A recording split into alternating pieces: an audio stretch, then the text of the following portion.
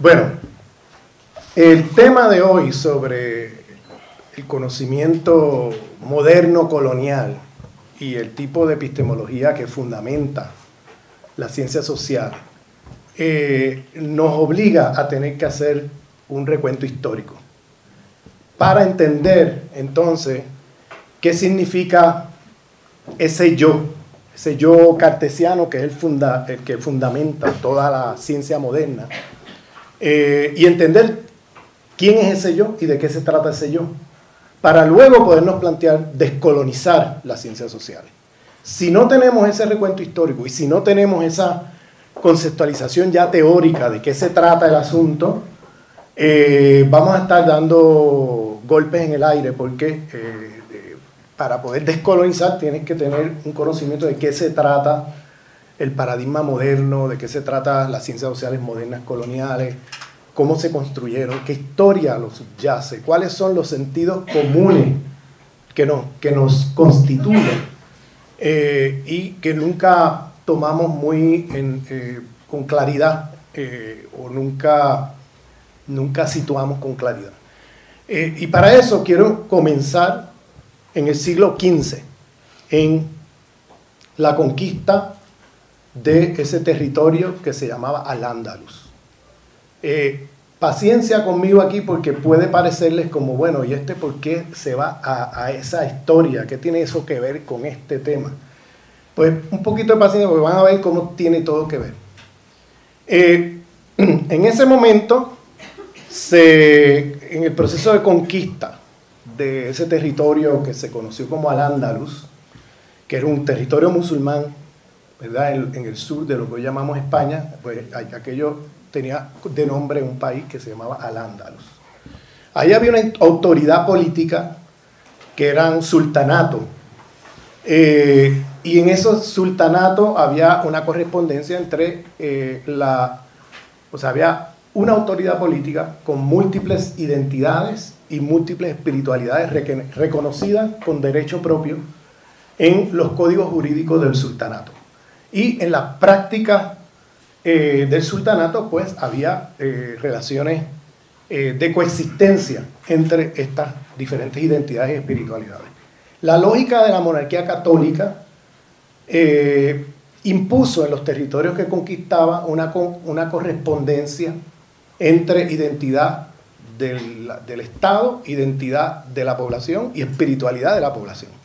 Eso impuso una lógica que viene a ser los comienzos de lo que hoy llamamos Estado-Nación. La idea de que hay un Estado, una identidad que corresponde a la población dentro de ese territorio estatal. Entonces, esa ficción, que es una gran ficción, porque eso no existe en ningún lugar, ni ha existido nunca, de que la identidad de un Estado corresponde a la identidad de todos los habitantes en ese territorio, los gérmenes del Estado-Nación, que luego se generaliza en el sistema mundial, el sistema mundo, con la expansión colonial europea, y luego en los procesos de independencia se imita ese modelo que ha creado más problemas que soluciones. Pero bueno, eso es otra discusión, pero es importante tener esto en mente porque tenemos hoy día tantas tergiversaciones sobre la historia del Islam y los musulmanes y todo eso, que hay que muchas veces decir cosas que son elementales, porque en el sentido común hoy día se apareciera como si fuera lo mismo, y se proyecta hacia el mundo y las autoridades políticas musulmanes las lógicas de dominación de las autoridades políticas de esa época cristiana, ¿no? En los sultanatos, y por eso alguna gente habla del paradigma de Andalucía o de Al-Ándalus, porque hay gente volviendo a mirar esa historia como una posibilidad de repensar lo que ocurre hoy con estas formas de autoridad política de Estado-Nación. En las Américas saben que los movimientos indígenas han planteado lo de sociedades plurinacionales, rompiendo con este esquema de Estado-Nación. Y hay una serie de propuestas que vienen del sur global, y en el mundo musulmán están gente recuperando el paradigma del Al-Ándalus, porque vendría a ser algo así como un Estado con multiplicidad de identidades y multiplicidad de religiones, etc. En ese proceso de conquista, que no es una reconquista, habría que hacer toda una disquisición sobre por qué eso no es reconquista, que no tengo tiempo de elaborar, pero si quiere lo discutimos después, pero la idea de que una invasión o una conquista musulmana de ese territorio y que lo que hace la monarquía católica es simplemente reconquistar, ¿no? Es un gran mito, uno de los grandes mitos de la historia de tanto de España como de la historia moderna, porque la idea es que hubo una invasión musulmana que luego lo que hicieron los cristianos era una resistencia contra ellos. Bueno, es muy largo de entrar en ese tema porque no hubo tal cosa como una invasión musulmana a España. España no existía en el siglo VIII. Habían pueblos ibéricos oprimidos por élites visigodas y por el obispado del Vaticano, de Roma. Y bueno, ahí sucedieron cosas muy complicadas que la palabra conquista se queda muy corta porque hubo una lucha entre diferentes pueblos junto con los musulmanes por derrocar el poder político visigodo y del Vaticano. Y hubo conversión también masiva de mucha gente que vivía en ese territorio, incluyendo pueblos ibéricos que vivían ahí. Y bueno, esto es una historia muy larga de contar que aquí no hay tiempo para elaborar. Entonces, viene el tema de la conquista, ¿no?, de la monarquía católica. Y en eso, cada vez que conquistaba territorio, imponía esta lógica de un Estado, una nación, una religión. Un Estado, una identidad, todavía la nación no estaba formulado, pero es una identidad y una religión. Entonces, en ese proceso, las personas conquistadas, que eran fundamentalmente musulmanes, judíos, habían cristianos en los territorios de Al-Ándalus que convivían con de pleno derecho, de una manera que no existía en la monarquía. Pues la monarquía, los musulmanes y los judíos eran perseguidos. Entonces tenían los musulmanes y judíos dos opciones. O se convertían, y si se convertían entonces había la posibilidad de que coexistieran y convivieran en el territorio junto con los cristianos, y usualmente era una conversión forzosa porque esa era la única opción que te dejaban. Y si no te convertías, ocurrían dos cosas. Los que resistían eran aniquilados. Los que no resistían o los aniquilaban o los expulsaban del territorio. ¿A dónde se iban muchos de los musulmanes y de los judíos expulsados que sobrevivían la aniquilación física? Pues se iban a los territorios del norte de África, eran territorios musulmanes, donde los judíos tenían plenos derechos, y eso también hay que decirlo, en la autoridad política musulmana históricamente siempre hubo reconocimiento de derechos a los judíos, y digo esto por el sentido común hoy día de los orientalistas sionistas norteamericanos, europeos, israelíes, que te hacen ver como si la historia entre judíos y musulmanes fuera una guerra eterna entre ellos y que se odian y que nunca se han llevado. Eso es una gran mentira, porque los judíos, huyendo de los pogroms y las matanzas genocidas de la Europa cristiana, ¿dónde se iban? Se iban a territorios musulmanes porque allí tenían derechos reconocidos y no existía tal cosa como matanza de judíos ni nada de eso. Y eso pasó por siglos. Y la convivencia y coexistencia de judíos y musulmanes bajo territorio de autoridad política musulmana era muy común, y explica por qué allá era que huían los judíos de las matanzas y las masacres de la Europa cristiana. Eso hay que decirlo porque hoy día hay una distorsión enorme sobre estos temas, que pareciera como si el conflicto en Palestina hoy fuera un conflicto de odio de judíos y musulmanes y ya, y eso encubre un problema central, que es el problema colonial racial del proyecto israelí sobre ese territorio. Es un proyecto colonial, no es un proyecto de... Y desde hace 60 años que tenemos estas narrativas que nos hacen ver como si eso fuera un conflicto eterno entre judíos y musulmanes de más de 1000 años y cosas por el estilo. Bueno, eso es una parte. En ese momento, cuando conquistaban el territorio, pues ocurría la conversión forzosa. Mucho, el discurso que se usaba en ese momento por parte de la monarquía cristiana, castellana, era la pureza de la sangre. Y la pureza de la sangre era un concepto en ese momento proto-racista, no es completamente racista. Y digo proto-racista porque todavía el tema de la humanidad del otro no está formulado de una manera muy clara. O sea, el otro, si se convierte, pues forma parte de la comunidad de los cristianos. De manera que la humanidad del otro no estaba en cuestión. Lo que estaba en cuestión era la religión. Tienes el Dios equivocado o tienes la religión equivocada. Nos matamos por eso. Pero tú eres un humano en el momento que yo concibo la posibilidad de que te conviertas y seas uno como yo, ¿no? Entonces, el tema de la pureza de la sangre no era un tema todavía completamente racial. Era un tema que pasaba por una especie de biopolítica, con el permiso de Foucault, que dice que la biopolítica empezó en el siglo XIX. Bueno, el siglo XV la tienes muy clara, donde el Estado de la monarquía católica vigila a las poblaciones de la siguiente manera. Ellos quieren saber si te has convertido o no.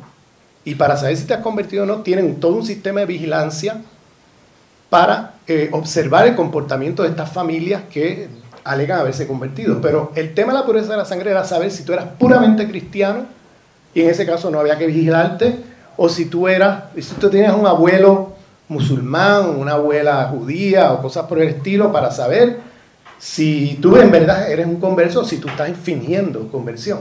Entonces había que vigilarte. Y ese era el tema de la pureza de la sangre.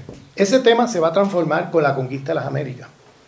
Colón, cuando va a su reunión, a su primera reunión con el rey y la reina católica de España, Fernando el Católico y Isabel la Católica, él le presenta el plan que se llamaba Empresa de las Indias.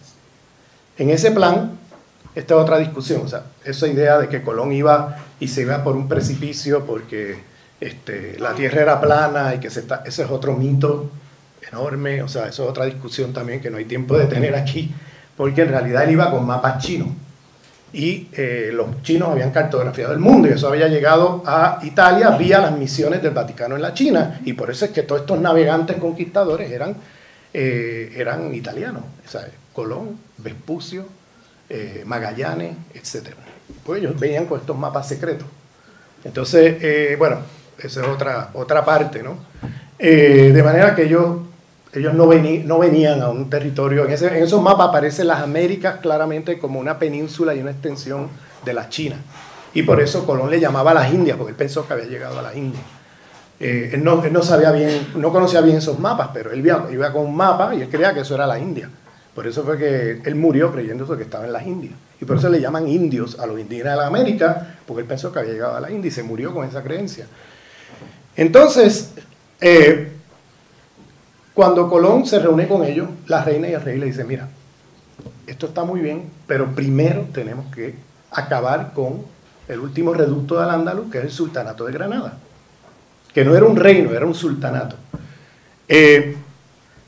Y una vez lo destruyamos y unifiquemos el territorio bajo un estado, una identidad, una religión, entonces podemos pasar a la parte 2, que es la expansión hacia esto por acá, ¿no? Que en ese momento no se llamaba Américas, ¿no?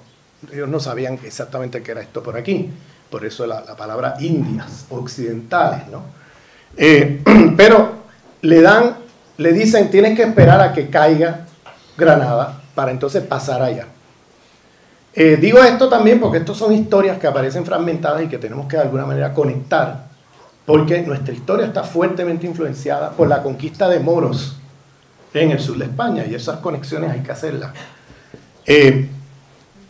Y en la historia, tal como se ha escrito, pues la de ellos usualmente no conecta por acá y la de nosotros no conecta por allá, y esas conexiones hay que hacerlas.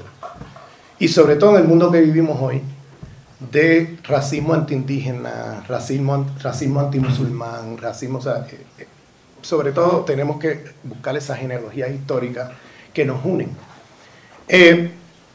Entonces, Colón se va a Santa Fe, que era un pueblo en las afueras de Granada, donde estaba el ejército de la monarquía católica esperando, ¿no?, para entrar por la fuerza. Finalmente, para hacer una historia larga, corta, se dan las capitulaciones.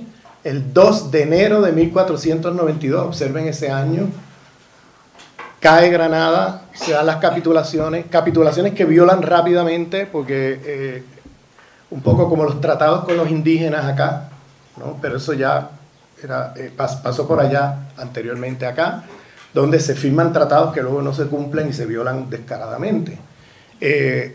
Una de las violaciones grandes es, porque había reconocimiento a propiedad, las mezquitas, las sinagogas, los derechos de los judíos, todo negociado allí, que los musulmanes negocian con la autoridad cuando capitulan, cuando cae Granada, y se firman tratados y no sé qué, que ya en marzo expulsan a los judíos, o sea, de la península ibérica, o sea, los violaron muy rápidamente.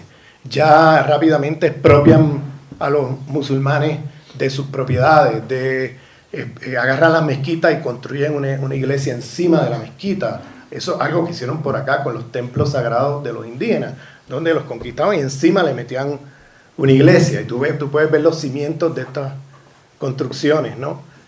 Abajo tú ves las partes de la época indígena y más arriba ves la muralla que le metieron arriba para hacer la iglesia, ¿no?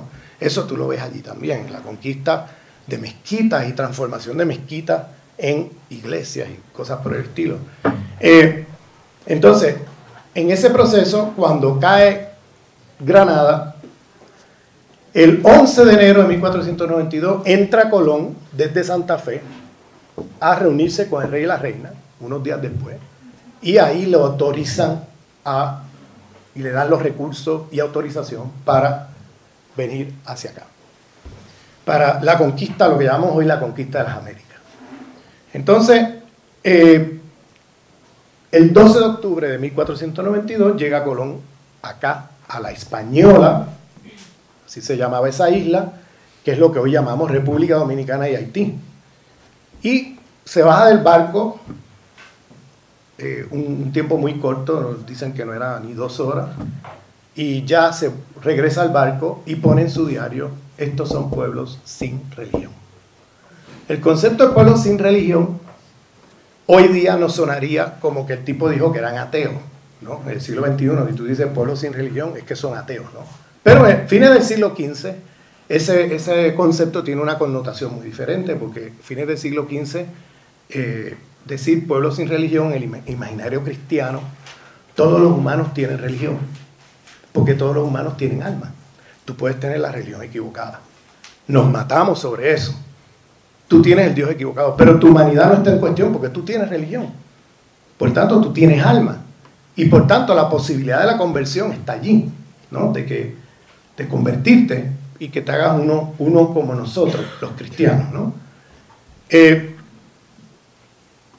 El concepto de pueblo sin religión tiene otra connotación. Significa que esta gente si no tienen religión y no tienen Dios, es que no tienes alma. Y si no tienes alma, entonces tú eres como un animal en la fauna, un caballo, un burro, una vaca, que puedes incorporar por la fuerza al proceso de producción sin que sea un pecado a los ojos de Dios. Entonces rápidamente esclavizan a las poblaciones indígenas y ese concepto de pueblos sin religión va a circular por todo ese territorio que hoy llamamos Europa. En aquel momento no se llamaba Europa, de la misma forma que acá no se llamaba las Américas, y África no se llamaba África, esto tenía otros nombres, Tahuantinsuyo, Teotihuacán, etc. O sea, había montones de nombres por acá, todos estos territorios. Aviala, ¿no? Es un nombre que se usaba en la época por los pueblos indígenas, y Europa tampoco era Europa, tenía otro nombre. Entonces, pero para entendernos vamos a usar los nombres contemporáneos, pero entender que eso no era el nombre de la época. Entonces, este concepto de pueblo sin religión significaba que no tenían alma, y si no tienen alma son como animales. Eso comenzó todo un debate desde 1492 que Colón pone eso allí.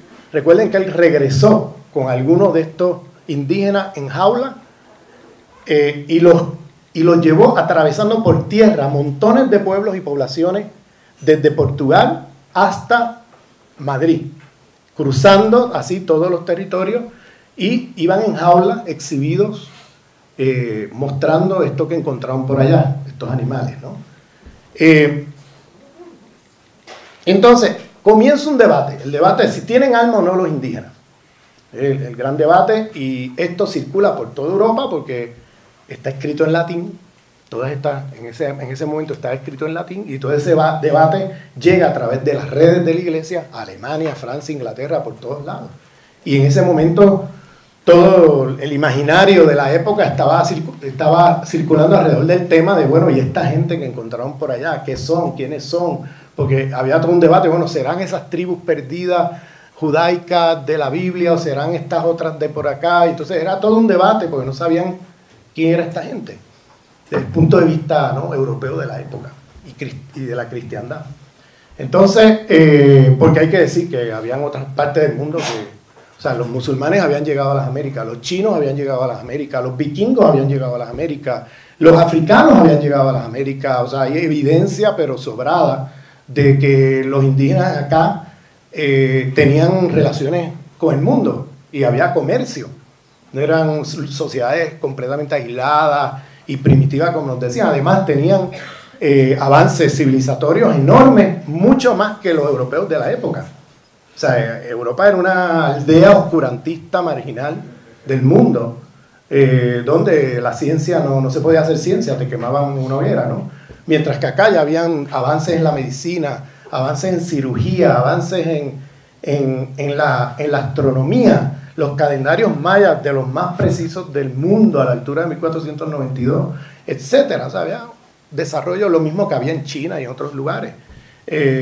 Digo esto porque, bueno, no era un lugar aislado, ni era que Colón llegó primero, ni nada de eso. O sea, eso es una idea muy eurocéntrica y parte de esas narrativas mitológicas que nos han hecho. Pero bueno, sigamos con el transcurso de la presentación. Resulta que ese debate, si tienen alma o no, sigue durante todo el siglo XVI. Observen que los métodos que usaron para conquistar a los moros, la espada y la Biblia, se los trajeron para acá a las Américas. Y muchos de los soldados de la conquista eran gente fogueada en las guerras contra moros allá. De manera que los métodos que usaron para la conquista de los indígenas aquí eran métodos que ya habían sido practicados allá con los moros. Y habían ya, por ejemplo, habían tratados de evangelización de moros y todo eso, con los cuales ellos venían acá para implementar estos métodos con los indígenas acá. Entonces, ahí en ese debate, según hay una influencia de la conquista de moros hacia acá, la espada y la Biblia, hay que mirar la influencia de acá para allá. Cómo una vez llegan acá, influye sobre las narrativas judiófobas e islamófobas por allá.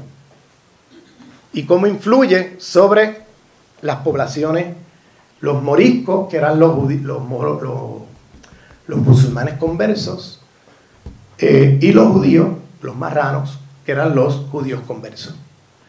Recordemos que los que se quedan en el territorio son aquellos que son forzados a la conversión y vigilados para ver si de verdad son conversos o no.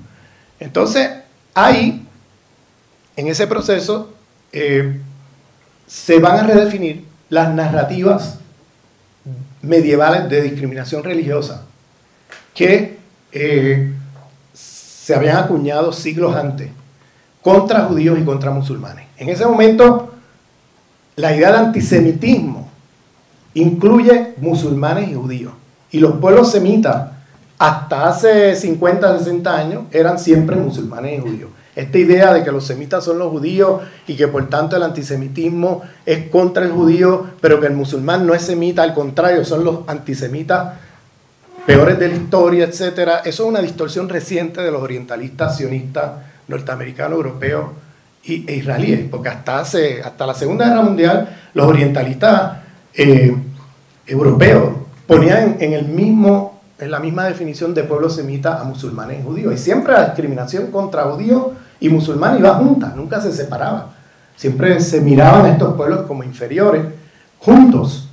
Esa separación que el judío sale del concepto de semita y luego o sea, el judío se queda como el único, ¿verdad?, reconocido como pueblo semita, y los musulmanes son árabo-musulmanes sacados de ese tipo de identidad. Es una cosa reciente de los proyectos sionistas que intentan decir que, bueno, el problema, los antisemitas peores del mundo son los musulmanes. Entonces tienen que de alguna manera redefinir eso de semita para poder hacer el argumento, porque entonces si los musulmanes, árabo-musulmanes son semitas también, entonces ¿cómo argumenta que son antisemitas y etcétera. Bueno, para evitar ese enredo tienen que construir una nueva narrativa donde sacan a los árabes musulmanes de la definición de población. En aquel momento era una discriminación judiófoba e islamófoba que iban juntas. Ahí se practicó genocidio junto a epistemicidio, porque ¿qué hacían? Quemaban las bibliotecas de Al-Ándalus. La biblioteca de Córdoba, que tenía más de 500.000 de libros, fue quemada. La biblioteca más grande de la Europa cristiana de la época no tenía ni 1000 libros. Entonces, para que tengan una idea, la biblioteca de Granada tenía más de 250.000 libros, que fue quemada. Y esos métodos se los traen para acá. Y queman los códices. O sea, hay genocidio y epistemicidio, porque acá queman los códices. Entonces, esas son prácticas que preceden, o sea, métodos que traen para acá. Pero ¿qué pasa? Que la narrativa, ahora vamos a mirar de aquí para allá, la narrativa de pueblos con alma y pueblos sin alma va a regresar a Europa como efecto boomerang del colonialismo y ahora va a redefinir las narrativas de discriminación religiosa medievales, judiófobas e islamófobas,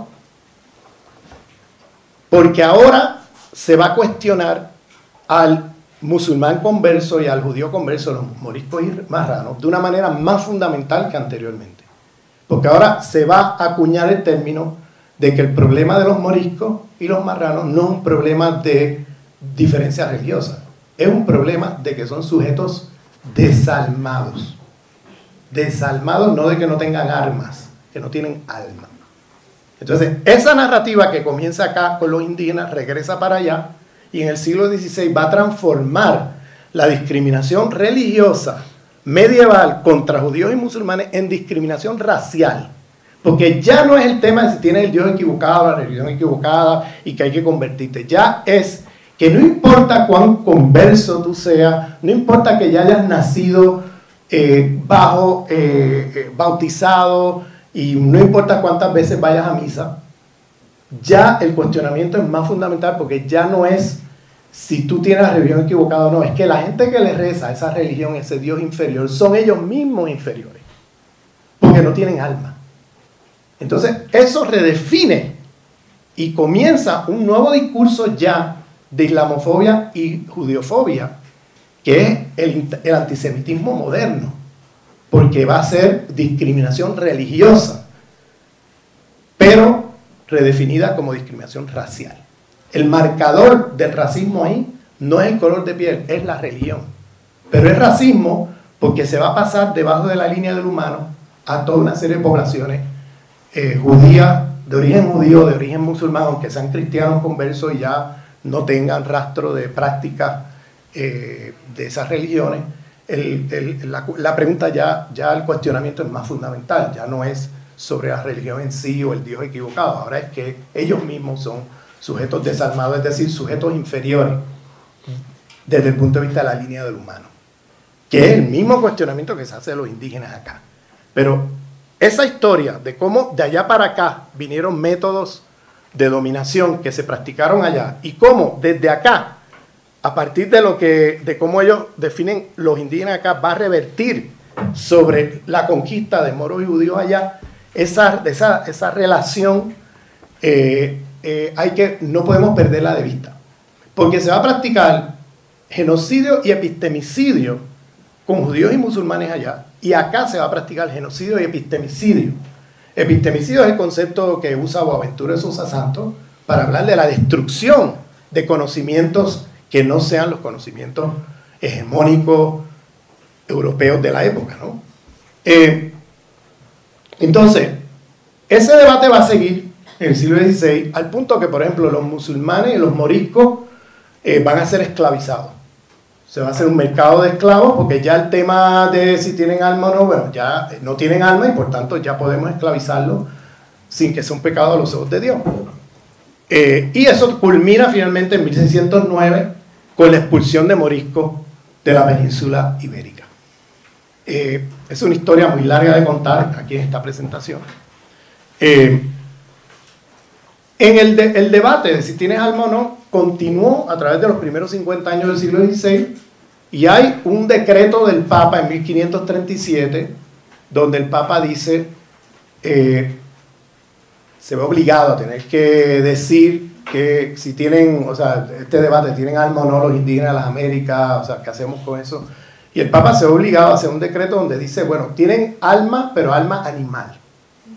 Entonces, lo dice en latín, yo no me acuerdo del término en latín, pero el sentido es ese, de que tienen alma animal. Entonces, dejó el debate en un limbo, porque si tienen alma, son humanos, no son animales. Pero si son alma animal, es animal y no son humanos. Entonces, lo dejó en un limbo el debate, ni uno ni otro, pero todo lo contrario, ¿no?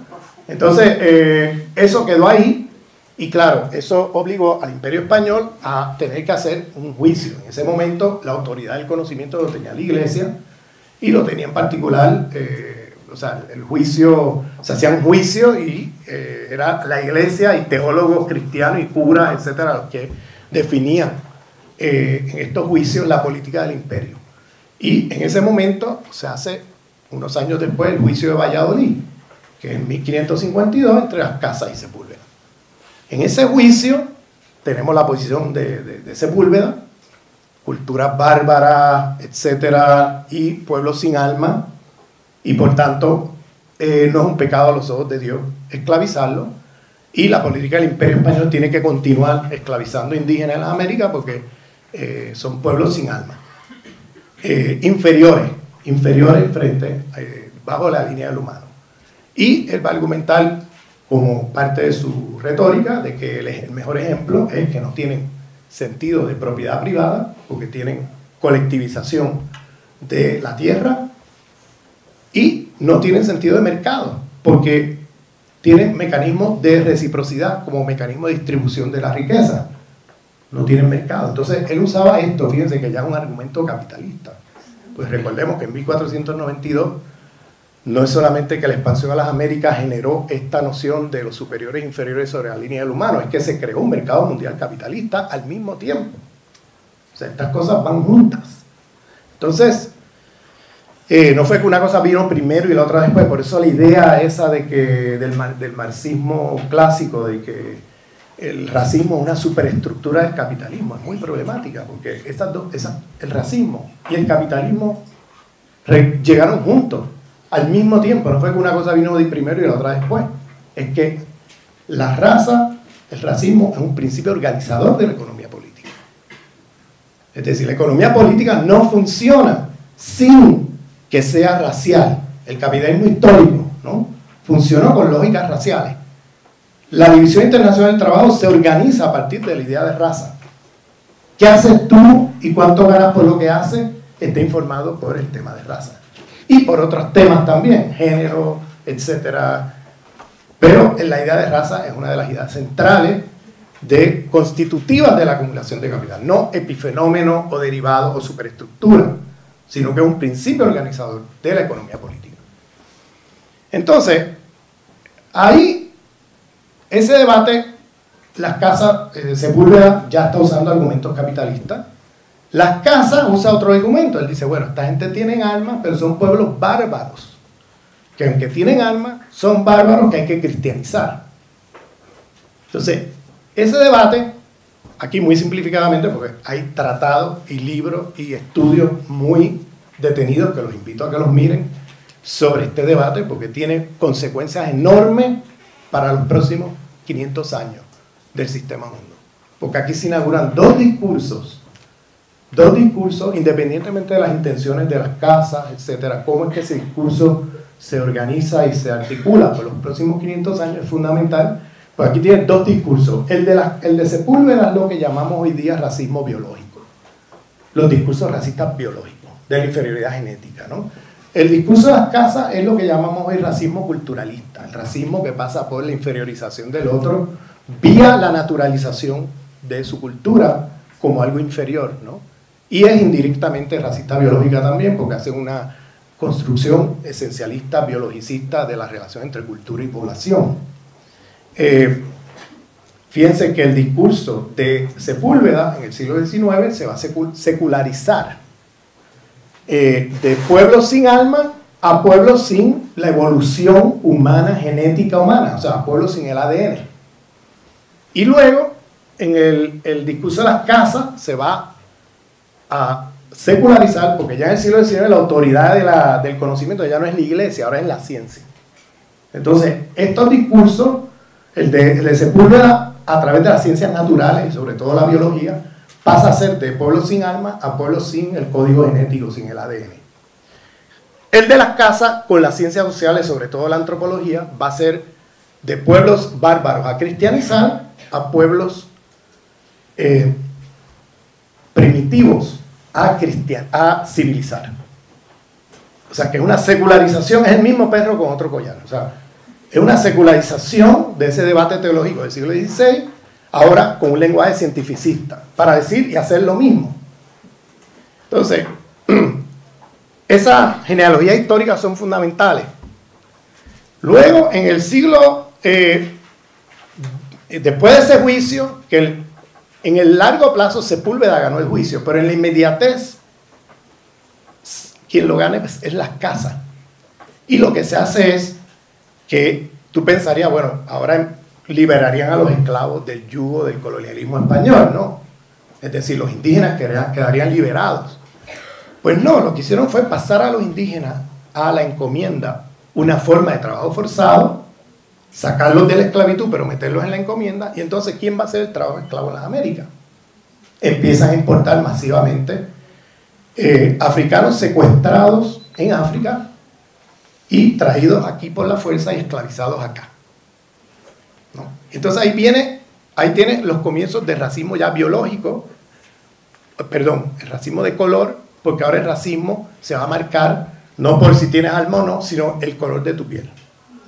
Pero fíjense que esos racismos se superponen de manera complicada, porque no es que ese racismo de tener alma o no desapareció, ha seguido por ahí, y lo ves ahora con ese racismo religioso, donde el marcador no es el color de tu piel, sino la religión que tú practiques, ¿no? Marcador que te hace inferior debajo de la línea del humano. Eso sigue hasta nuestros días, eso no ha desaparecido. Fíjate cómo la islamofobia hoy día, rampante, en Europa y los Estados Unidos, es un retorno a ese tipo de racismo. Y digo retorno por decir algo porque realmente nunca desapareció. Eso siempre estuvo allí, ¿no? Pero coexiste con racismo de color y con otras formas de racismo, ¿no? O sea, digo esto porque el racismo, lo que define el racismo no es la manifestación histórico concreta de cómo se marque. Es una institucionalidad de poder, unas relaciones de poder globales de superioridad e inferioridad sobre la línea del humano. Eso es lo que define el racismo. ¿Cómo se marca esa jerarquía de poder? Puede ser por color de piel, puede ser por religión, puede ser por etnicidad, puede ser por lengua, puede ser, hay muchas maneras de marcar eso. Y eso queda abierto a las diferentes historias regionales, coloniales del mundo. Porque los proyectos imperiales coloniales usaron diferentes métodos de colonización, usaron métodos de divide y vencerá, y a unos los marcaban por color, a otros por religión, a otros por otras maneras, pero lo importante es que esa gente queda debajo de la línea del humano. Entonces, este genocidio epistemicidio que estoy hablando, que se practica con los musulmanes y judíos en Al-Ándalus, que se practica con indígenas en las Américas, y que se practica con los africanos, porque hubo un genocidio de africanos. O sea, no era que habían esclavos, o sea, eso no es un mercado de esclavos. Porque parte de la narrativa y los mitos eurocéntricos es decirte que allí habían esclavos en las playas de África esperando ser llevados. Estoy aquí, yo soy esclavo, llévame, ¿no? No, eran seres humanos libres que fueron esclavizados, es decir, fueron capturados y luego traídos a las Américas y esclavizados acá. Pues parte del mito es, no, Europa no hizo nada nuevo, porque ellos eran ya esclavos y lo que hicimos fue comprarlos y llevarlos para acá. Eso no es cierto. Eso es otro de los grandes mitos. Que eso sería otro tema también que lanzo por el lado para discutir en otro momento. Pero lo importante es que africanos fueron esclavizados y se practicó genocidio y epistemicidio, porque todos sus conocimientos, prácticas, etcétera, fueron sometidas a ser suprimidas violentamente. Murieron millones de africanos desde el momento de su captura. Ahí murieron un montón que resistían y los mataban. En los barcos, viniendo para acá, murieron otros millones. Y luego acá esclavizados, murieron otros millones. O sea, esto es un genocidio que la historiografía contemporánea eurocéntrica subestima mucho, porque esa historiografía o lo que observa es cuántos esclavos había aquí o acá o acá, y no mira cuántos africanos murieron allá, en el camino y acá. Entonces eso no queda contabilizado, ¿no? Así que aquí estamos hablando ahora de 3 genocidios epistemicidios. Y hay un cuarto genocidio epistemicidio, que es el de las mujeres en ese territorio que hoy llamamos Europa, que fueron quemadas vivas en los millones, no fueron miles, fueron millones, porque eran mujeres que transmitían un conocimiento indígena europeo oralmente de generación en generación, y ese conocimiento era usado para muchas cosas, medicina, astronomía, muchas cosas. Entonces, fueron exterminadas vivas, o sea, quemadas vivas, porque en ese caso no había libros que quemar, los libros eran ellas. Entonces, las quemaron vivas. De manera que aquí tienes 4 genocidios que ocurren simultáneamente en el siglo XVI. ¿Por qué me meto allí y qué tiene que ver eso con nuestro tema? Pues tiene todo que ver. Porque en el momento en que, un siglo después, Descartes dice, yo pienso, luego existo, y pone un nuevo fundamento del conocimiento, fuera del Dios cristiano, ya no es la teología la que define el fundamento del conocimiento, es este yo, que es el nuevo fundamento del conocimiento, y ese yo va a ser los atributos del Dios cristiano secularizados en ese yo, donde ese yo va a poder producir un conocimiento desde el ojo de Dios, decía él. Es decir, va a reemplazar a Dios y va a tener el privilegio epistémico y la capacidad de producción de conocimiento que tenía el Dios cristiano. Entonces ya no hace falta Dios, porque hay un yo aquí, ahora, que va a tener todos los atributos de Dios y producir un conocimiento desde el ojo de Dios. Va a poder producir un conocimiento universal en el sentido de más allá de cualquier particularidad. Va a producir un conocimiento universal en el sentido de más allá de tiempo y espacio. Va a producir un conocimiento verdadero, es decir, la verdad con letra mayúscula, más allá de cualquier particularidad o corporealidad. Porque para él poder hacer ese argumento, él necesita 2 cosas, el dualismo y el solipsismo. Él necesita el dualismo, es decir, decapitar la mente del yo del cuerpo. Porque ¿qué pasa si el cuerpo si la mente piensa de un cuerpo? Pues se te cae el argumento del ojo de Dios.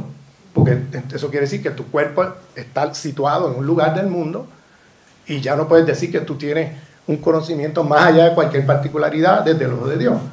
Por eso necesita del dualismo, para poder decir que la mente flota por una nube como flotaba el Dios cristiano, ¿no? El Dios cristiano, la imagen del Dios de la cristiandad, hay que distinguir entre cristiandad y cristianismo, es un viejo con una barba, en una nube, con un bastón, vigilando a todo el mundo, y si te sales del camino te da con el bastón por la cabeza, ¿no?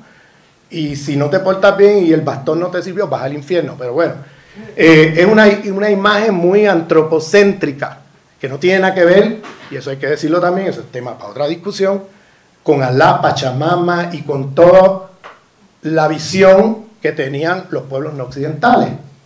O sea, cuando traducimos Alá como Dios o Pachamama en Dios, estamos haciendo una violencia enorme, porque para esa gente no existe tal cosa como ese Dios de la cristiandad, ese viejo con barba en una nube.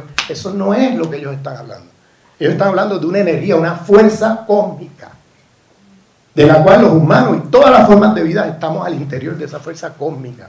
Y no puede ser humanizada, porque no, está más allá de cualquier ser humano. Los humanos somos un mosquito al lado de esa fuerza.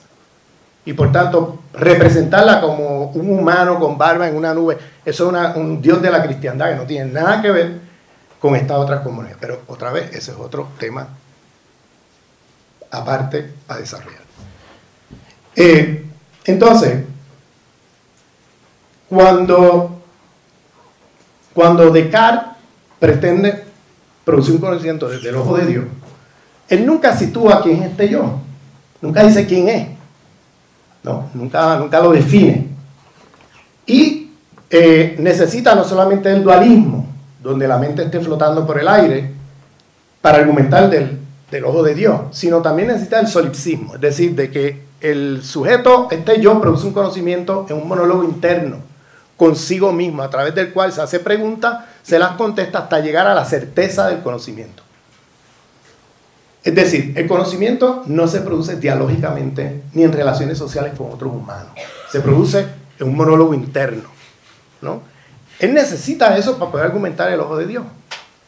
Porque si, ¿qué pasa si los humanos producimos conocimientos dialógicamente o en relaciones sociales con otros humanos? Ya no puedes argumentar que el conocimiento de este yo es el ojo de Dios, porque significa que los humanos producimos conocimientos en relaciones sociales históricas particulares y ya no es posible producir un conocimiento más allá de eso. Entonces ya no eres Dios ni el ojo de Dios, se te cae el argumento. Por eso para él es constitutivo del cartesianismo estos dos argumentos, el método del solipsismo y la ontología del dualismo, ¿no? De que la mente es una sustancia separada del cuerpo. Esa es la egopolítica del conocimiento que se inaugura ahí con Descartes, que es la idea de un yo no situado que produce conocimiento desde el ojo de Dios. Esa arrogancia, ¿no?, de pretender producir un conocimiento desde el ojo de Dios o sustituir a Dios y ponerse a sí mismo como Dios, de secularizar los atributos del Dios cristiano en este yo. Digo arrogancia, es un momento histórico mundial, porque anteriormente a Descartes no había ninguna tradición, ni siquiera la cristiana, que argumentara una epistemología que pretende hablar desde el ojo de Dios o que pretende reemplazar, tener los atributos, que los humanos tengan todos los atributos de Dios. Esa epistemología, eso no existía antes en ninguna otra cosmogonía. Siempre en las otras cosmogonías, siempre, incluso en el cristianismo, siempre se asumía que Dios está más allá, que nadie puede reclamar ser Dios en la tierra. En el caso del cristianismo, la única excepción es Cristo, pero esa es la cristiandad, eso no es el cristianismo. Porque en los primeros 4 siglos del cristianismo no había la idea de la Trinidad y no había la idea de que Cristo era el Hijo de Dios. Esas son ideas que vienen con Constantino cuando el cristianismo sale esa ideología del Imperio Romano, ideología de Estado. Esa es otra discusión por el lado, ¿no? Es necesario entrar en comentarios así por el lado porque hay tanta mitología metida ahí que hay que comentar y luego, bueno, habrá tiempo en otro momento de desarrollar estas cosas. Entonces,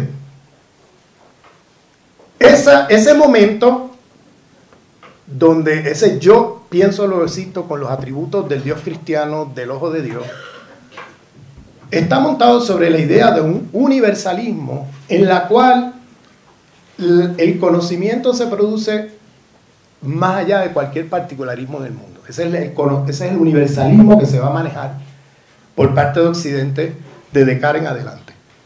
La idea de un conocimiento que asuma el punto de vista de todos los puntos de vista, la idea de un conocimiento que está más allá de cualquier particularidad en el mundo, al contrario, que tiene dentro de sí el ojo de Dios, o sea, todas las particularidades del mundo. Están más allá de cualquier particularidad. Y ese es el argumento que se va a usar para inferiorizar los otros conocimientos del mundo, porque se va a decir, si las otras tradiciones dicen, bueno, yo soy un pensador o pensadora aymara, o yo soy pensador o pensadora islámica, todo el mundo se sitúa. Nadie dice, yo estoy pensando del ojo de Dios y más allá ¿entiendes? En esa tradición, que le voy a llamar la tradición de los hombres occidentales, porque ahí no incluyen las mujeres, está inscrita la idea de que esta tradición no tiene no piensa desde un no lugar y se asume entonces como universal, como el ojo de Dios, y dice, nosotros somos universales, podemos producir un conocimiento universal que nadie más en la historia de la humanidad pudo hacer. Esa es la egopolítica del conocimiento, y le llamo egopolítica porque es un yo no situado que camuflajea y esconde quién habla y desde dónde habla. Es decir, camuflajea su corpopolítica del conocimiento y su geopolítica del conocimiento. Y ahí viene Enrique Dussel, filósofo de liberación latinoamericano, y dice, mira, Eso yo pienso, luego existo, está precedido por 150 años, de 1492 a 1642, que es cuando Descartes está filosofando, por el yo conquisto, luego existo, ¿no?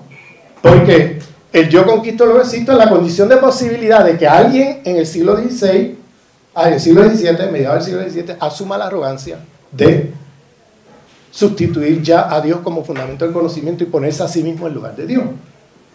Y ese quien está hablando allí es el yo imperial, que ya no necesita de Dios, porque él mismo es el nuevo fundamento que decide qué es realidad, qué no es realidad, qué es verdad, qué no es verdad, etc. O sea, que tiene el privilegio epistemológico. Aquí se inaugura algo que voy a llamar racismo, sexismo epistemológico. ¿Por qué le llamo racismo y sexismo epistemológico? Porque hay otra relación que precede al yo conquisto, luego existo, que es algo que yo le añado a lo de Dussel. Y es que debajo del yo pienso, luego existo de Descartes, hay 150 años de yo conquisto, luego existo, pero hay también 150 años de yo extermino, luego existo. Y esa exterminación es física y epistemológica, genocidio, epistemicidio. Eso hace que cuando él dice yo pienso, luego existo, y pone un nuevo fundamento de conocimiento, la manera como se va a interpretar esta filosofía cartesiana en la época, acuérdense que él es francés, pero está filosofando desde Ámsterdam, que es el nuevo centro del sistema mundo, que se inaugura en 1492, pero que después de la guerra de los 30 años desplaza la península ibérica como centro del sistema mundial, queda desplazado como centro del sistema mundial, y el nuevo centro pasa a ser Ámsterdam. Entonces, eso es un grito de protesta contra lo que estoy diciendo. Pero bueno. Sí. La reacción del sujeto trascendental. Sí, hay que tener cuidado con las paredes, pero bueno. Entonces resulta que el nuevo centro es Ámsterdam, y es desde allí que está filosofando Descartes. De manera que cuando Dussel dice, este es el ser imperial hablando, es casi literal, porque está en Ámsterdam produciendo esta filosofía de este yo que ahora produce conocimiento desde el ojo de Dios.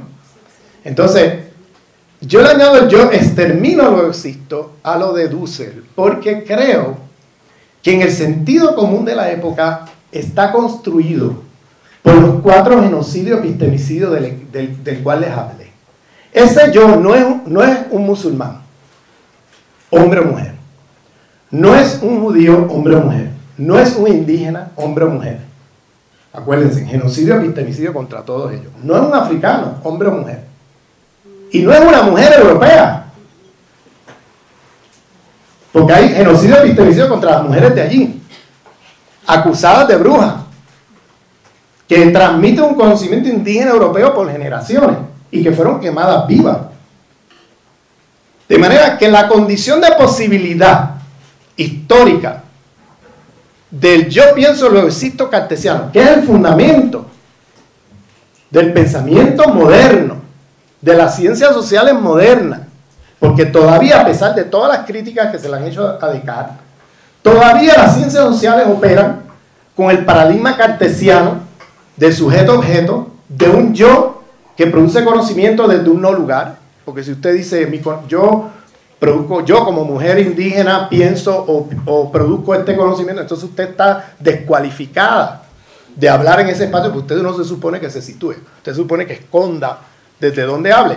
Y viene el conocimiento de objetividad como neutralidad, porque es el ojo de Dios, que viene de Descartes, es con lo que se maneja hoy día los criterios en las ciencias sociales. O sea, el cartesianismo es constitutivo de la universidad occidentalizada. Es el fundamento epistemológico, el racismo sexismo epistemológico que inaugura Descartes, que es un fundamentalismo eurocéntrico, ¿no? Está montado sobre 4 genocidios epistemicidios que generan y construyen el sentido común, ¿no?, de que el conocimiento, el privilegio epistemológico de ciencia, de verdad, de realidad y todo eso está en el hombre occidental. No, está fuera de todas las mujeres del mundo, occidentales o no occidentales, está fuera de todos los pueblos no occidentales. Ese privilegio epistémico está montado sobre el yo conquisto, luego existo, es decir, la expansión colonial europea, y el yo extermino, luego existo, que es la exterminación física y epistemicida de los pueblos, otros pueblos y otros sujetos, ¿no? Que aunque sean de su mismo pueblo, como las mujeres en ese territorio que hoy llamamos Europa, no entran dentro del canon epistemológico. Y aquí se construye, porque de ahí vamos a Kant, ¿no? Con el sujeto trascendental y la idea de Kant de que el sujeto trascendental no es otro que el hombre blanco arriba de los Pirineos, porque es la idea de que, eso lo dice él, ¿no? En sus escritos antropológicos, de que el hombre blanco arriba de los Pirineos es el que tiene uso de razón y racionalidad. Ya observen, los Pirineos son las montañas que dividen la península ibérica del norte de Europa, al sur de Francia y norte de España. Entonces, el que está diciendo es que ya los españoles y los portugueses son inferiores racialmente al europeo del norte, porque le van a revertir ahora contra los españoles y portugueses, que eran los que iniciaron la expansión colonial europea y todas estas categorías raciales, ¿no? Ahora se le va a revertir contra ellos como efecto boomerang, porque el nuevo centro del sistema mundo pasa al noroccidente de Europa y los van a inferiorizar a ellos como sujetos inferiores al blanco arriba de los Pirineos. Y es un hombre blanco, no es una mujer blanca. Eso lo dice Kant muy claro. O sea, las mujeres no tienen uso de razón, sean blancas o de otros colores, no importa. Y la razón no existe entre los amarillos, él usa estas categorías, que son los asiáticos, no existe entre los negros, los africanos, y no existe entre los rojos. Él usa la noción de rojos, que eran los pueblos indígenas de las Américas. Entonces ya el racismo de color ya en el siglo XVIII entra con fuerza, ¿no? Al punto que ya tiene Immanuel Kant, el filósofo del cosmopolitarismo y todo esto, hablando de esta manera. Entonces, la Universidad Kantiana Humboldtiana, que es la universidad de la que respiramos hoy, se funda sobre ese racismo sexismo epistemológico en el cual se privilegia el conocimiento de los hombres críticos, científicos, etcétera, de 5 países: Italia, Francia, Alemania, Inglaterra y los Estados Unidos. Ahí está afuera un montón de otros hombres de ese mundo que hoy llamamos occidental, no entran, ¿no? Empezando por los propios españoles y portugueses, ya inferiorizados desde el siglo XVIII con Kant, pues no tienen uso de razón. ¿Por qué? Porque están muy contaminados, decía Kant, de cosas africanas, islámicas y cosas así. Entonces esa gente no tiene uso de razón, ¿no? Y eso viene con fuerza hoy con la crisis financiera de Europa, ¿no? Porque ahora, o sea, ese sueño temporero de 20 años donde se dice que se decía que los españoles y los portugueses y el sur de Europa eran Europa ahora, eso es una cosa de 20 años. O sea, hasta hace 25 años para los noreuropeos no eran parte de Europa, y todavía durante esos 20 años no eran vistos todavía como europeos, aunque formalmente eran parte de la Comunidad Europea. Pero ahora queda muy evidenciado, porque ahora con la crisis, que es lo que dicen del sur de Europa. Ahora tú lees en la prensa en Francia, Alemania, Inglaterra, por el norte, Holanda, y dicen que la crisis es porque hay unos perezosos, son perezosos los del sur de Europa, son corruptos. Todo lo que se dice frente al tercer mundo ahora se dice allí de ellos. Los PICs. Los PICs, que tiene la connotación de ser cerdos, ¿no? Pero es Portugal, Italia, Grecia y España, ¿no? PICs, la palabra PICs lo usan para, o sea, cerdo. Esa es una connotación súper racial. Entonces, tenemos que en la universidad occidentalizada, humboldtiana kantiana, donde ahora ya no es las universidades teológicas cristianas, ahora se seculariza la universidad y se pone la ciencia como el nuevo fundamento de autoridad de conocimiento, pero ese nuevo fundamento se va a montar sobre ese racismo, sexismo epistemológico que hablaba, que nace con Descartes, ¿no? Y se va a montar sobre esa idea, ¿no?, de que el conocimiento crítico, la teoría científica, el conocimiento universal, solamente lo producen hombres occidentales arriba de los Pirineos. Italia, con una excepción ahí, y tienes Italia, Inglaterra, Alemania, Francia y los Estados Unidos como el fundamento de la universidad occidentalizada. Dije occidentalizada, no dije occidental, porque la UNAM es una universidad occidentalizada, porque la encuentran en Buenos Aires, Dakar, en Nueva Delhi, en París, Nueva York, donde quieras. Es un aparato de poder del sistema mundo. Es una institucionalidad del poder del sistema mundo, sin la cual el sistema mundo no podría operar, porque necesita crear las élites occidentalizadas en el tercer mundo que van a hacer el trabajo, ¿no?, para la reproducción económica, política, cultural, etcétera, del sistema mundial. De manera que sin la universidad occidentalizada el sistema mundial tendría una crisis seria, porque necesitas de esas élites occidentalizadas que hagan el trabajo sin necesidad de tener un fusil forzando, sino que tengas el chip aquí ya en la cabeza, eurocentrado, con el cual ya tú automática y espontáneamente vas a reproducir todos los saberes, ¿no?, eurocentrados. Entonces, tienes en la universidad occidentalizada el conocimiento de los hombres de estos 5 países. Usted entra por la puerta de cualquier universidad occidentalizada y usted va a leer a los mismos tipos de estos 5 países. Los mismos machos. Usted no va a leer pensamiento crítico de otras tradiciones epistemológicas, teoría científico-social de otras tradiciones epistemológicas, de otras geopolíticas del conocimiento, corpopolíticas del conocimiento. Todo eso va a quedar fuera. Y al punto, lo hemos internalizado a tal punto, esto de la universidad occidentalizada con su racismo, sexismo epistemológico y con su fundamentalismo eurocéntrico, que no le llamamos fundamentalismo eurocéntrico al conocimiento de esa universidad. ¿No? Es fundamentalista en la medida que no considera más nadie excepto estos hombres occidentales, y es racista y sexista en la medida en que son solamente hombres occidentales. Pero no le llamamos así, le llamamos teoría crítica, teoría científico-social, ciencias sociales, la universidad. O sea, ya está tan engranada y tan normalizada en nuestros cuerpos y nuestro sentido común que nunca le ponemos apellido a nada de eso. Eso es como, ese es el punto cero. Y usted se supone que lea a estos autores y los aplique. Oye esa palabra, aplicar. Y el problema con eso es el siguiente: usted va a estar reproduciendo ahí un canon de pensamiento que se produjo a partir de la experiencia histórico-social de estos 5 países, es decir, del 12% de la población mundial. Si usted suma la población de esos 5 países, son el 12% de la población mundial. Y peor aún, es el 6%, porque las mujeres de esos 5 países tampoco entran en el canon de las humanidades o las ciencias sociales, no importa qué disciplina usted vaya en la universidad occidentalizada. Siempre hay excepciones, siempre hay un profesor o profesora por aquí o por allá que trae otras fuentes de pensamiento y eso, y siempre eso lo hay, pero esa es la excepción que confirma la regla, esa no es la regla. Entonces, en esa universidad la pretensión es que la experiencia histórico-social del 6% de la universidad, de la humanidad, produce la teoría crítica, la teoría científica, la filosofía, la historia, la teoría histórica, etcétera, para entender el resto del mundo. Más provincial que eso no lo vas a tener. O sea, es un conocimiento provincial disfrazado de universal. Entonces, en esa coordenada racista y sexista, epistémica,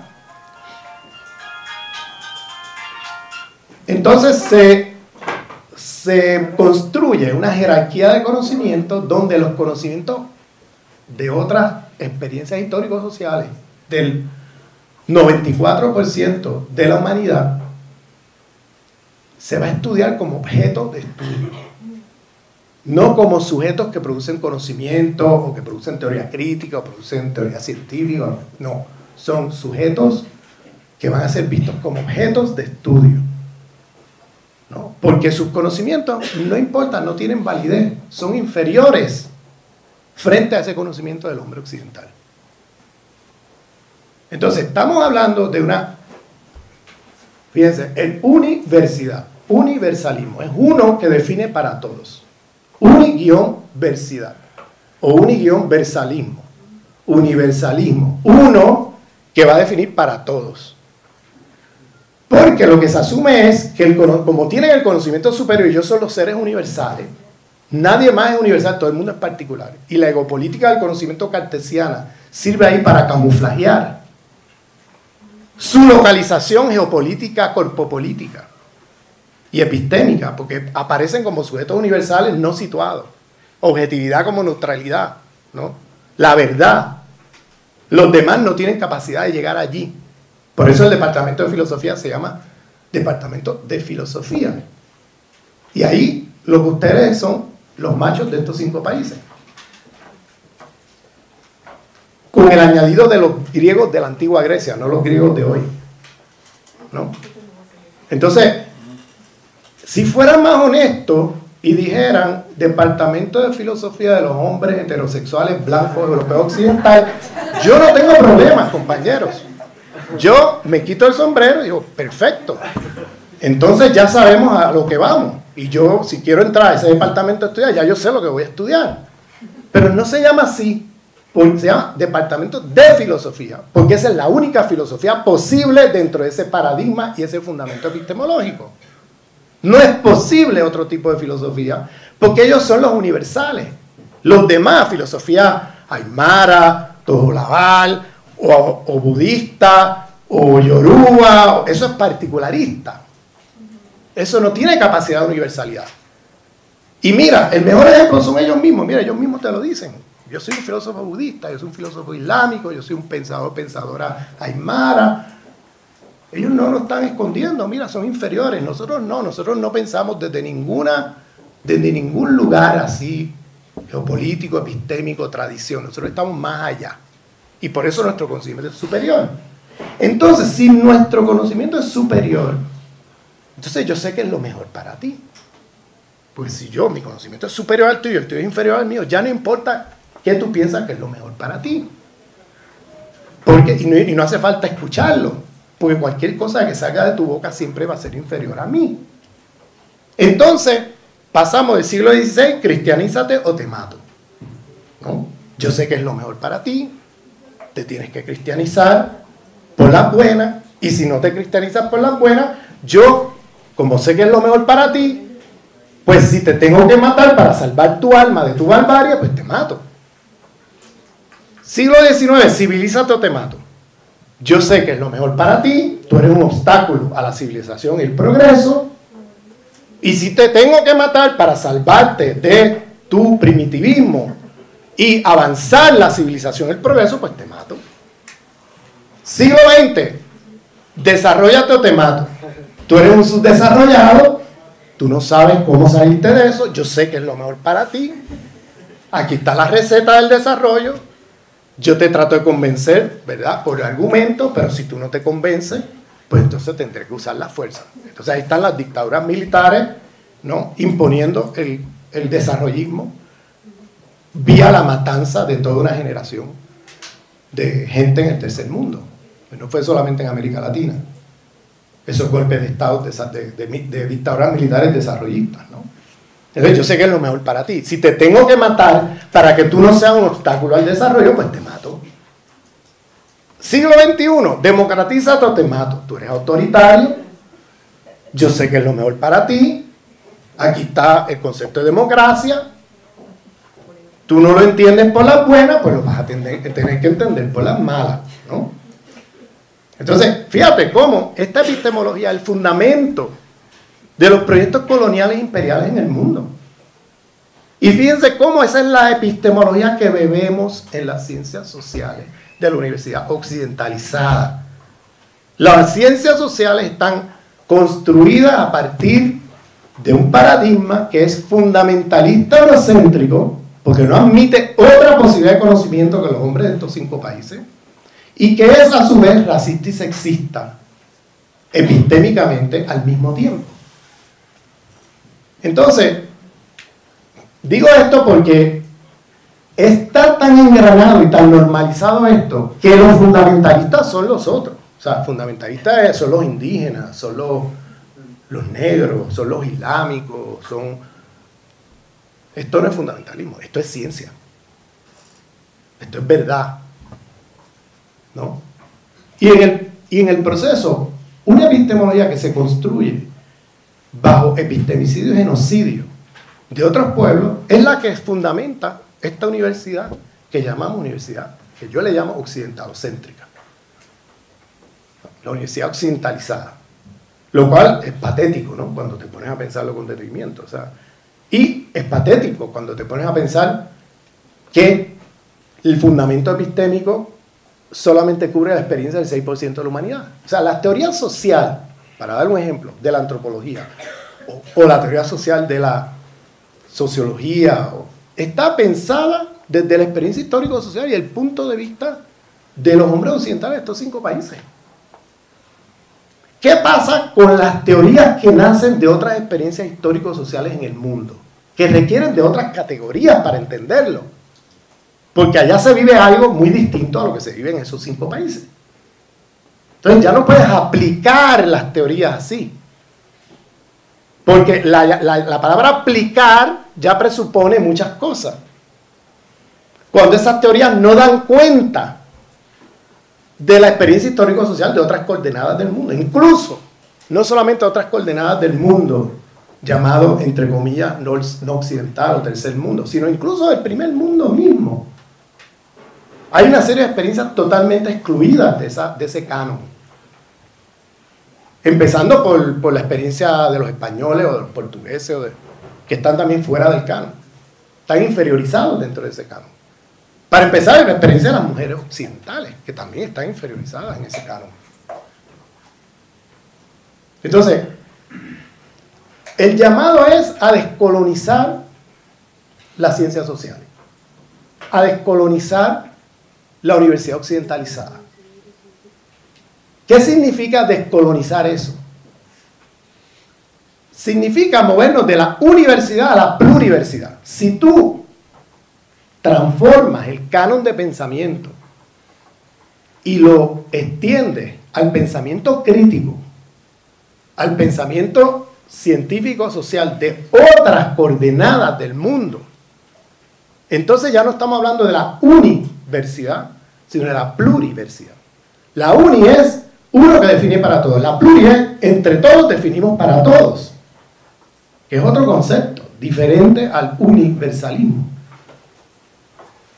Eso significa transformar los cánones y los currículos de la universidad occidentalizada de manera radical, porque significa entonces no es solamente democratizar las ciencias sociales, no es que hace falta, mira, traigamos un indígena aquí, un negro acá, una mujer por allá, y ahora hay mira, no, nosotros no, aquí somos abiertos, somos multiculturales.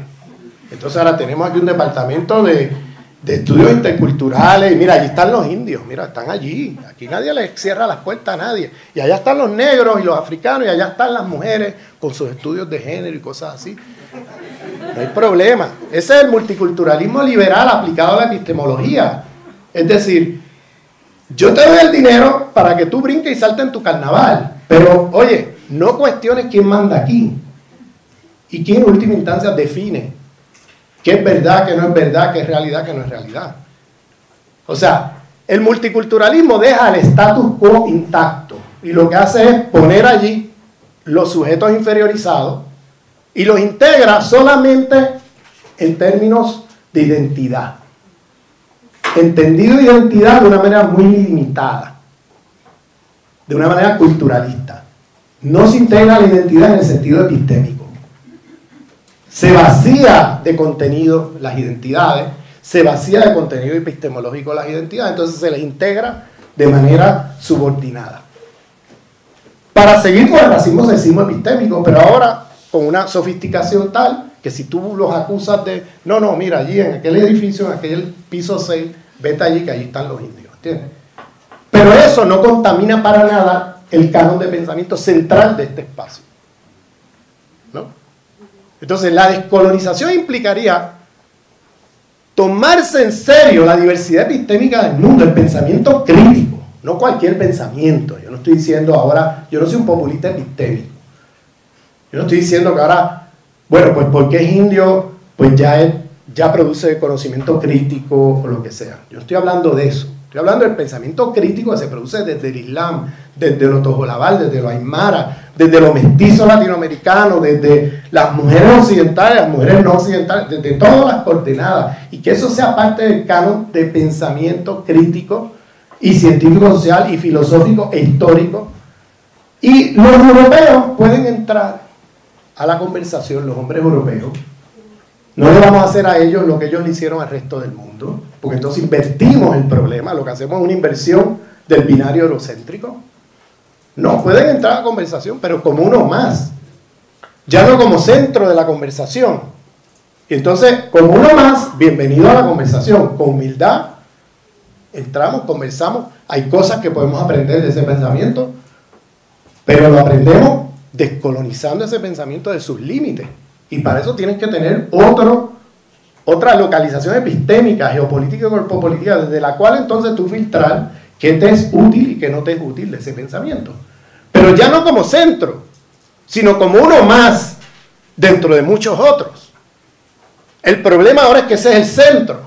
Y entran por la puerta y la conversación se acabó, porque es un monólogo, donde es lo que ellos digan, y todo el debate se va en si Foucault sí o no, si Derrida sí o no, si Marx sí o no, si el otro sí o no, y el pensamiento crítico del resto del planeta queda inferiorizado, invisibilizado en esa conversación.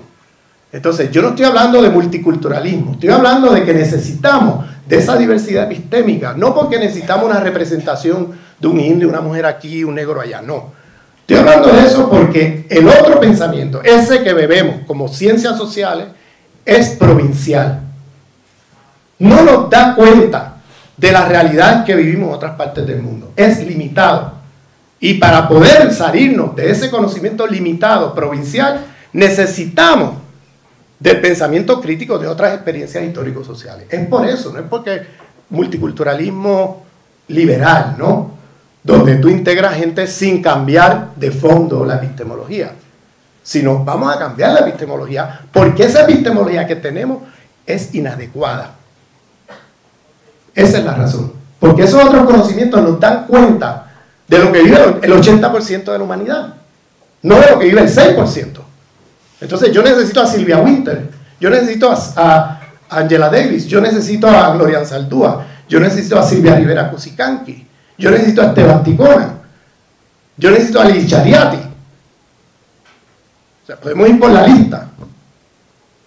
Gente que no aparece ni, como decimos en Puerto Rico, ni por los centros espiritistas. ¿Okay? En este espacio de universidad occidentalizada. Bueno, paro aquí.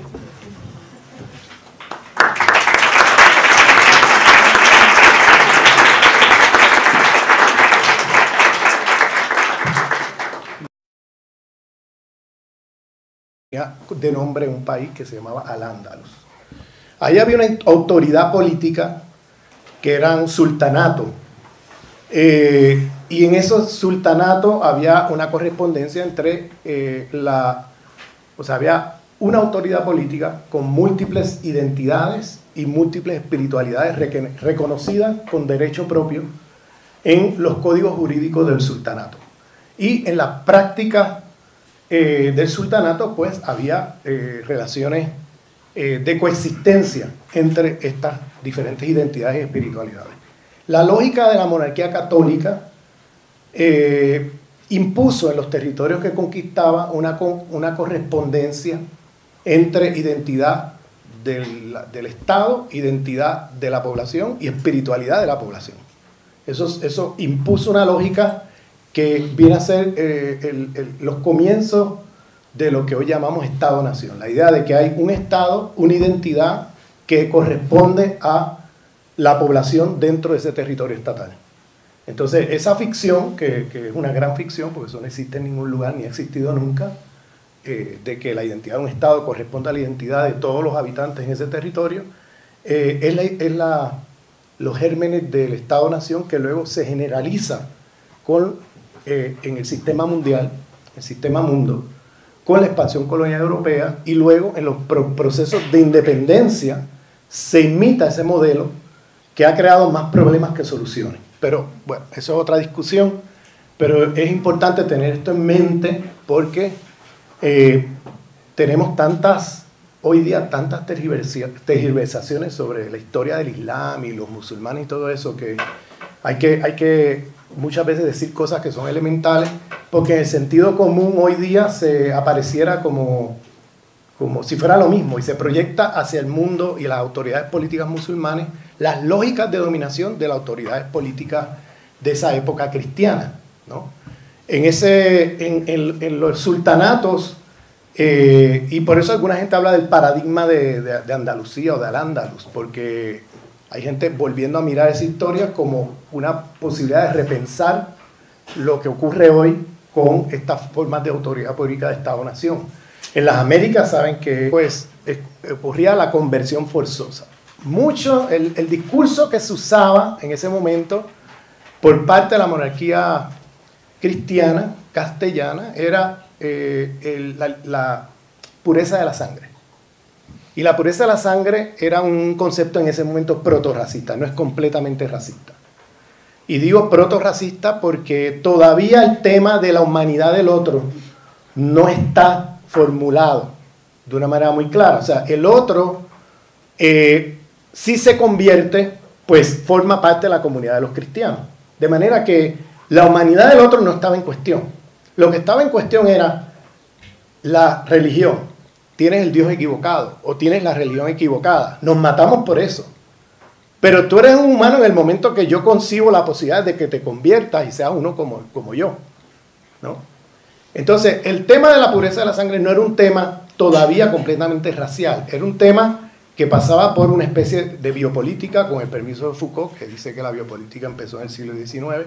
Bueno, el siglo XV la tienes muy clara, donde el Estado de la monarquía católica vigila a las poblaciones de la siguiente manera. Ellos quieren saber si te has convertido o no. Y para saber si te has convertido o no, tienen todo un sistema de vigilancia para observar el comportamiento de estas familias que alegan haberse convertido. Pero el tema de la pureza de la sangre era saber si tú eras puramente cristiano, y en ese caso no había que vigilarte, o si tú tenías un abuelo musulmán, una abuela judía o cosas por el estilo, para saber si tú en verdad eres un converso o si tú estás fingiendo conversión. Entonces había que vigilarte. Y ese era el tema de la pureza de la sangre. Ese tema se va a transformar con la conquista de las Américas. Colón, cuando va a su primera reunión con el rey y la reina católica de España, Fernando el Católico y Isabel la Católica, él le presenta el plan que se llamaba Empresa de las Indias. En ese plan, esta es otra discusión, o sea, esa idea de que Colón iba y se iba por un precipicio porque la tierra era plana y que ese es otro mito enorme, o sea, eso es otra discusión también que no hay tiempo de tener aquí, porque en realidad él iba con mapas chinos y los chinos habían cartografiado el mundo y eso había llegado a Italia.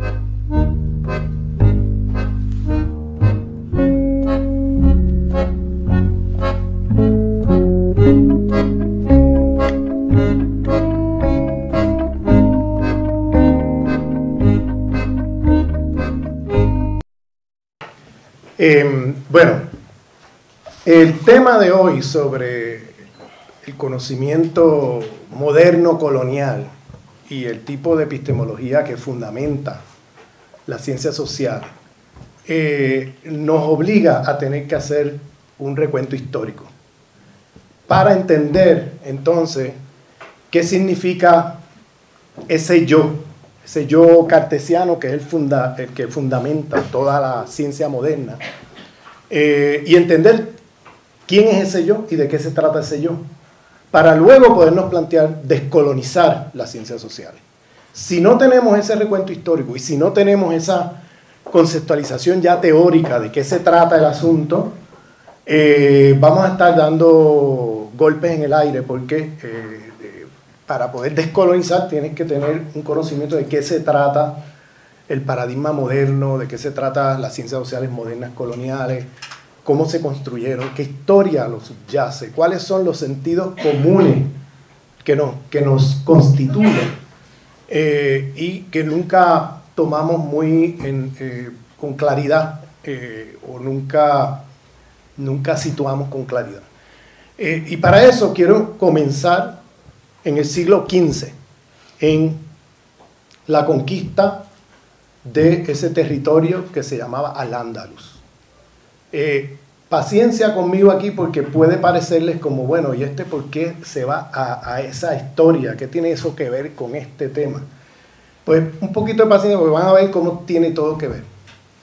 En ese momento, en el proceso de conquista de ese territorio que se conoció como Al-Ándalus, que era un territorio musulmán, ¿verdad? En el sur de lo que hoy llamamos España, pues aquello tenía, pues la monarquía, los musulmanes y los judíos eran perseguidos. Entonces tenían los musulmanes y judíos dos opciones. O se convertían, y si se convertían entonces había la posibilidad de que coexistieran y convivieran en el territorio junto con los cristianos, y usualmente era una conversión forzosa porque esa era la única opción que te dejaban, y si no te convertías ocurrían dos cosas: los que resistían eran aniquilados, los que no resistían o los aniquilaban o los expulsaban del territorio. ¿A dónde se iban muchos de los musulmanes y de los judíos expulsados que sobrevivían la aniquilación física?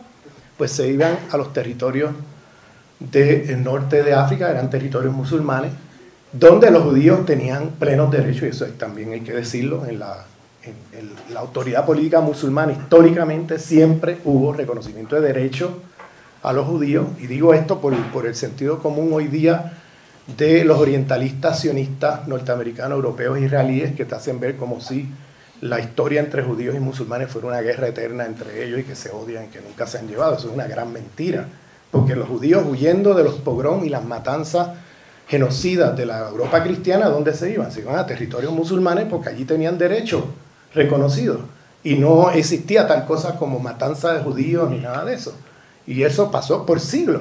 Y la convivencia y coexistencia de judíos y musulmanes bajo territorio de autoridad política musulmana era muy común, y explica por qué allá era que huían los judíos de las matanzas y las masacres de la Europa cristiana. Eso hay que decirlo porque hoy día hay una distorsión enorme sobre estos temas, que pareciera como si el conflicto en Palestina hoy fuera un conflicto de odio de judíos y musulmanes y ya, y eso encubre un problema central, que es el problema colonial racial del proyecto israelí sobre ese territorio. Es un proyecto colonial, no es un proyecto de... Y desde hace 60 años que tenemos estas narrativas que nos hacen ver como si eso fuera un conflicto eterno entre judíos y musulmanes de más de 1000 años y cosas por el estilo. Bueno, eso es una parte. En ese momento, cuando conquistaban el territorio, pues, los movimientos indígenas han planteado lo de sociedades plurinacionales, rompiendo con este esquema de Estado-Nación. Y hay una serie de propuestas que vienen del sur global, y en el mundo musulmán están gente recuperando el paradigma del Ándalus, porque vendría a ser algo así como un Estado con multiplicidad de identidad y multiplicidad de religiones, etc. En ese proceso de conquista, que no es una reconquista, habría que hacer toda una disquisición sobre por qué eso no es reconquista, que no tengo tiempo de elaborar, pero si quiere lo discutimos después. Pero la idea de que una invasión o una conquista musulmana de ese territorio, y que lo que hace la monarquía católica es simplemente reconquistar, ¿no?, es un gran mito, uno de los grandes mitos de la historia tanto de España como de la historia moderna, porque la idea es que hubo una invasión musulmana que luego lo que hicieron los cristianos era una resistencia contra ellos. Bueno, es muy largo de entrar en ese tema porque no hubo tal cosa como una invasión musulmana a España. España no existía en el siglo VIII. Habían pueblos ibéricos oprimidos por élites visigodas y por el obispado del Vaticano, de Roma. Y bueno, ahí sucedieron cosas muy complicada, que la palabra conquista se queda muy corta, porque hubo una lucha entre diferentes pueblos junto con los musulmanes por derrocar el poder político visigodo y del Vaticano. Y hubo conversión también masiva de mucha gente que vivía en ese territorio, incluyendo pueblos ibéricos que vivían ahí. Y bueno, esto es una historia muy larga de contar que aquí no hay tiempo para elaborar. Entonces, viene el tema de la conquista, ¿no?, de la monarquía católica. Y en eso, cada vez que conquistaba territorio, imponía esta lógica de un Estado, una nación, una religión. Un Estado, una identidad, todavía la nación no estaba formulado, pero es una identidad y una religión. Entonces, en ese proceso, las personas conquistadas, que eran fundamentalmente musulmanes, judíos, habían cristianos en los territorios de Al-Ándalus que convivían con pleno derecho, de una manera que no existía en la monarquía.